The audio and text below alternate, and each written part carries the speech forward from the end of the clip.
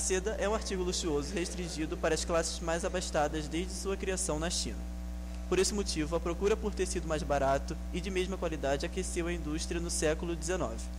E é sobre essa insaciável saga que contaremos. A seda sempre foi um tecido valorizado pelos ricos. Mesmo com a ampla variedade de fibras naturais ou feitas pelo homem hoje disponíveis, ela continua sendo considerada insubstituível.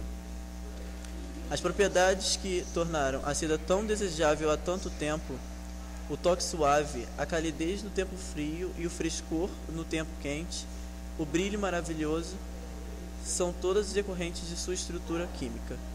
Em última análise, foi a estrutura química dessa notável substância que abriu as rotas de comércio entre o Oriente e o resto do mundo conhecido. A história da seda remonta a mais de 4 milênios e meio atrás.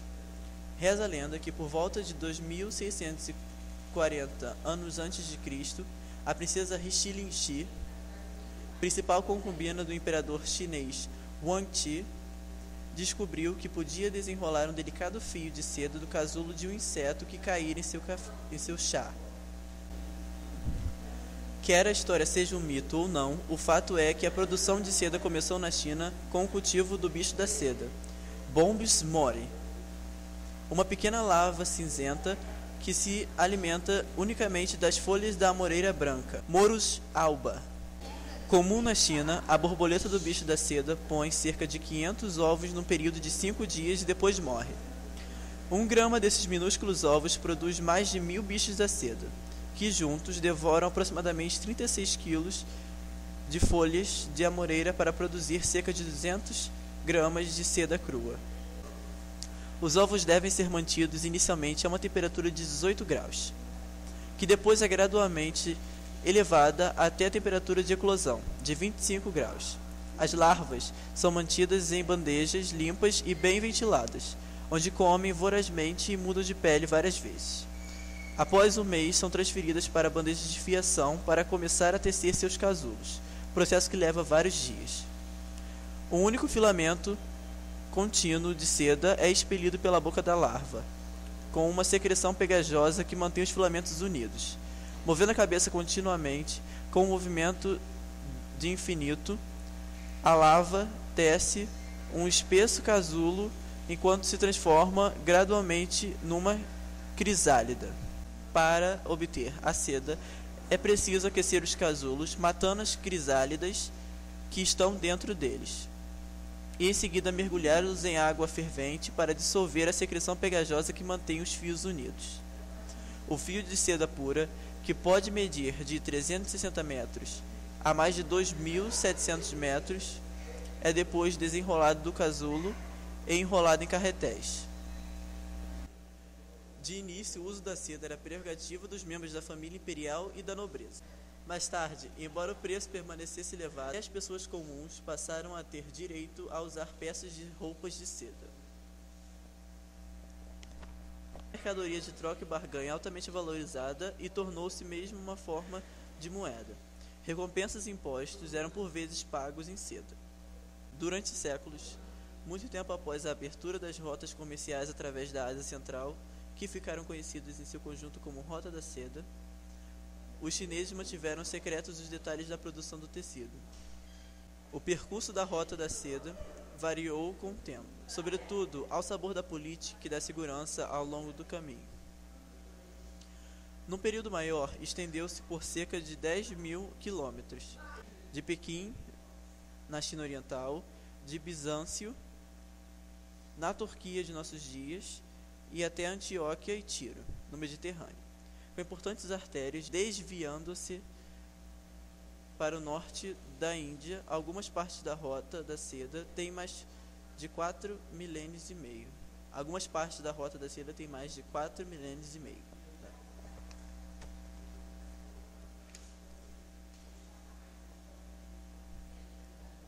O comércio da seda difundiu-se lentamente, mas no século I a.C., ele chegava ao Ocidente em carregamentos regulares. No Japão, a sericicultura teve início por volta de 2000 anos depois de Cristo. e seu desenvolvimento ali foi independente com relação ao ocorrido no resto do mundo. Os persas tornaram-se rapidamente intermediários no comércio da seda. Para manter o monopólio sobre a produção, os chineses puniam com pena de morte as tentativas de contrabandear os bichos da seda, seus ovos ou sementes de amoreira branca para fora da China. Disse a lenda, porém, que em 552, 2 monges nestorianos conseguiram retornar da China para Constantinopla com bengalas ocas que escondiam ovos de bicho da seda e sementes de amoreira branca. Isso teria aberto a porta para a produção de seda no Ocidente. Se a história for verdadeira, trata-se possivelmente do primeiro caso registrado de espionagem industrial. A sericicultura espalhou-se pelo Mediterrâneo e no século IV já era uma indústria florescente na Itália, em especial ao norte, onde cidades como Veneza, Lucca e Florença ficaram famosas pela beleza dos densos brocados e dos veludos de seda que produziam. Em 1466, Luís XI concedeu isenção de impostos aos tecelões de seda da cidade de Lyon e ordenou o plantio de amoreiras brancas e a manufatura de seda para a corte real. Durante os 5 séculos seguintes, Lyon e suas circunvizinhas se tornariam centro da sericicultura na Europa. Depois que tecelões flamengos e franceses chegaram à Inglaterra no final do século XVI, fugindo da perseguição religiosa no continente, Macclesfield e Spitalfield tornaram-se centros importantes de produção de sedas esplendidamente tecidas. Várias foram as tentativas de cultivar seda da América do Norte, mas elas não lograram sucesso comercial. Os processos de fiação e tecelagem, porém, que podiam ser facilmente mecanizados ali se desenvolveram. Na primeira metade do século XX, os Estados Unidos passaram a ser um dos principais fabricantes de artigos de seda do mundo.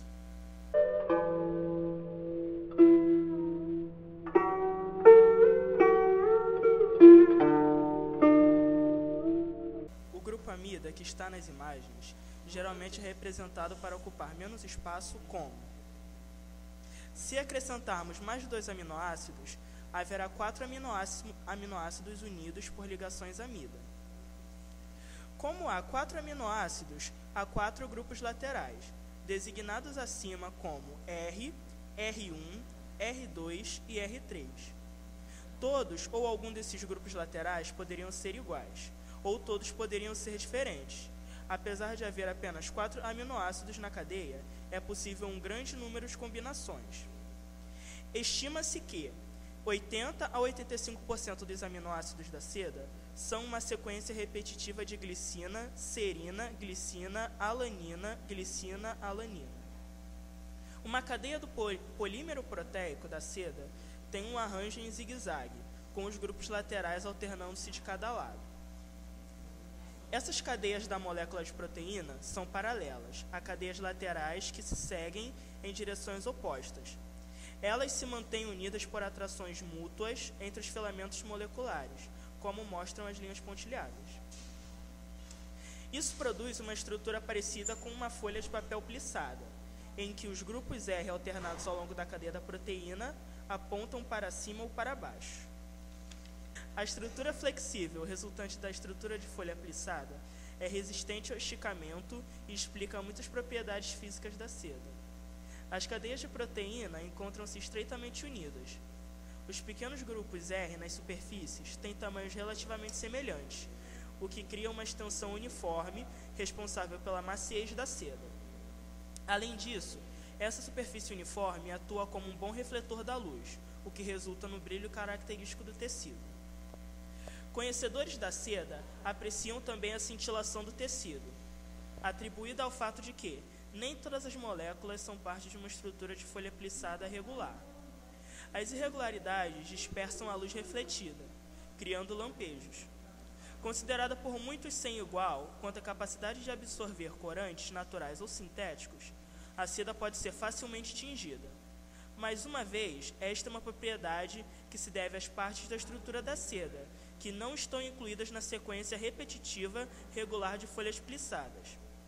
Entre esses 15 ou 20% restantes de aminoácidos, os que não são glicina, alanina ou serina, há alguns cujos grupos laterais podem se ligar quimicamente de maneira fácil com moléculas corantes, produzindo os matizes vívidos, intensos e firmes pelo quais a seda é famosa.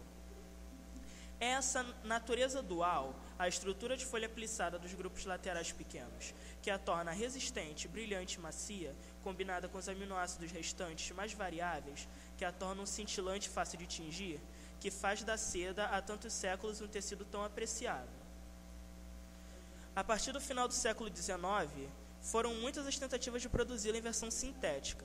A seda é uma molécula muito simples, apenas uma repetição de unidades bastante parecidas, mas unir essas unidades na combinação randômica e não randômica encontrada na seda natural é um problema químico de grande complexidade. Como a complexidade da estrutura química da seda não foi compreendida até o século XIX, os primeiros esforços no sentido de se ter uma versão sintética foram guiados em boa parte por golpes de sorte.